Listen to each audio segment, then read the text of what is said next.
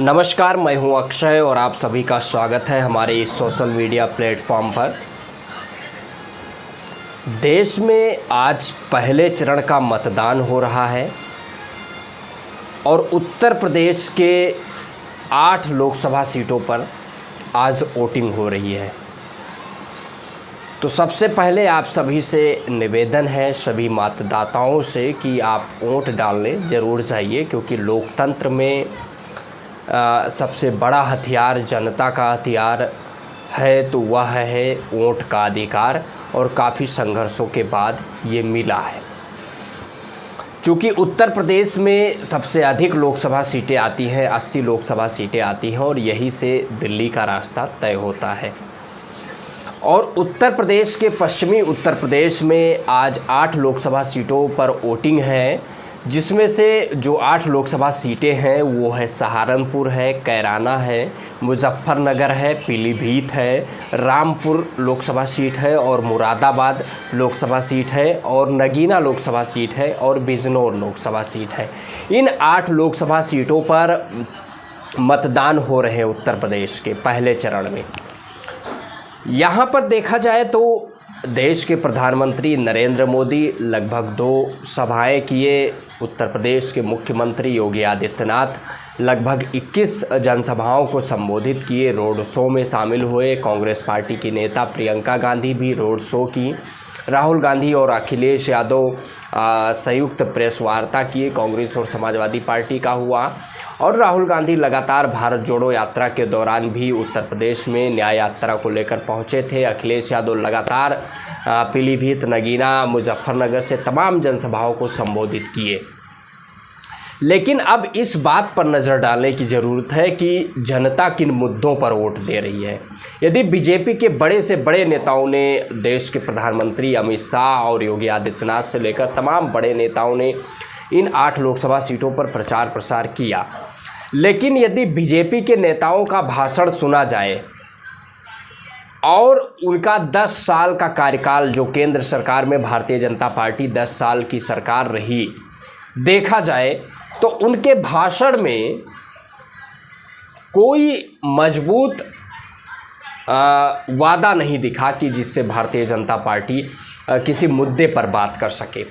Bharatiya Janata party का जो प्रमुख रूप से 3-4 मुद्दे हैं वो यही है, राम मंदिर का मुद्दा रहा, हिंदुत्व का मुद्दा रहा, और CNRC जैसे लेकर तमाम वो सांप्रदायिकरण और मंदिर मस्जिद के अलावा कोई भी मुद्दा भारतीय जनता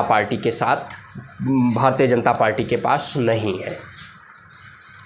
और वहीं पर जो विपक्ष है, जो इंडिया गठबंधन है, समाजवादी पार्टी के राष्ट्रीय अध्यक्ष अखिलेश यादव का प्रमुख रूप से जो मुद्दा रहा, PDA का मुद्दा रहा, पिछड़ा दलित अल्पसंख्यक का, पिछड़ा दलित आदिवासियों का उन्होंने जो मुद्दा दिया, और उस पर वो लगातार सामाजिक न्याय के मुद्दे पर, छुट्टा जानवर जो किसानों की फसल को बर्बाद कर रहे हैं, अग्निवीर जैसी योजना जो युवाओं की भविष्य को बर्बाद कर रही है, और बेरोजगारी एक बड़ा मुद्दा, महंगाई, सामाजिक न्याय, जिससे ही सामाजिक न्याय से ही देश एक प्रगतिशील समाज का निर्माण हो सकता है, विकसित देश बन सकता है।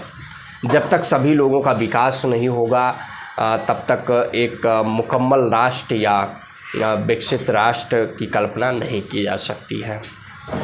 इन सारे मुद्दों पर समाजवादी पार्टी और इंडिया गठबंधन ने, जो विपक्ष है वर्तमान में, वो मजबूती से जनता के मुद्दों पर बात किया और जनता के मुद्दों पर चुनाव लड़ रहे हैं। लेकिन भारतीय जनता पार्टी के पास कोई मुद्दा नहीं है, और समाजवादी पार्टी ने ये वादा किया है कि सरकार बनने पर जाति आधारित जनगणना करवाएंगे, सामाजिक न्याय को इम्प्लीमेंट करेंगे, जिसकी जितनी संख्या भारी उसकी उतनी हिस्सेदारी, संविधान को बचाने के लिए, लोकतंत्र को बचाने के लिए, आरक्षण को बचाने के लिए, बेरोजगारी, महंगाई, बेकारी को समाप्त करने के लिए समाजवादी पार्टी ने ये अपील किया है जनता से कि समाजवादी पार्टी इंडिया गठबंधन को वोट करें।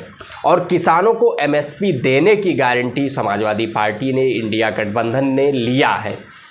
तो कहीं ना कहीं यदि मुद्दों के आधार पर देखा जाए तो भारतीय जनता पार्टी का सूपड़ा साफ होने जा रहा है। और भारतीय जनता पार्टी, यहाँ तक कि कांग्रेस पार्टी के नेता राहुल गांधी ने भी ये कहा है कि भारतीय जनता पार्टी 150 सीटों पर ही सिमट जाएगी, 150 सीटों तक ही सिमट जाएगी। तो इससे ये स्पष्ट समझा जा सकता है कि जो 2024 का लोकसभा चुनाव हो रहा है ये कोई आम चुनाव नहीं है, ये लोकतंत्र को बचाने का, संविधान को बचाने का, आरक्षण को बचाने का चुनाव है, महंगाई को, बेरोजगारी को ख़त्म करने का ये चुनाव है। इसलिए आप सभी मतदाताओं से एक बार पुनः निवेदन है कि आप सभी लोग विकास के लिए, तरक्की के लिए, खुशहाली के लिए वोट करें और वोट डालने ज़रूर जाएं और अधिक से अधिक संख्या में मतदान करके लोकतंत्र में अपनी भागीदारी सुनिश्चित करें। इस विषय पर आप सभी लोगों की क्या प्रतिक्रिया है, आप अपनी प्रतिक्रिया कमेंट बॉक्स के माध्यम से अवश्य दें। यूट्यूब चैनल को सब्सक्राइब करें और वीडियो को शेयर करें। तब तक के लिए जय हिंद, जय भारत।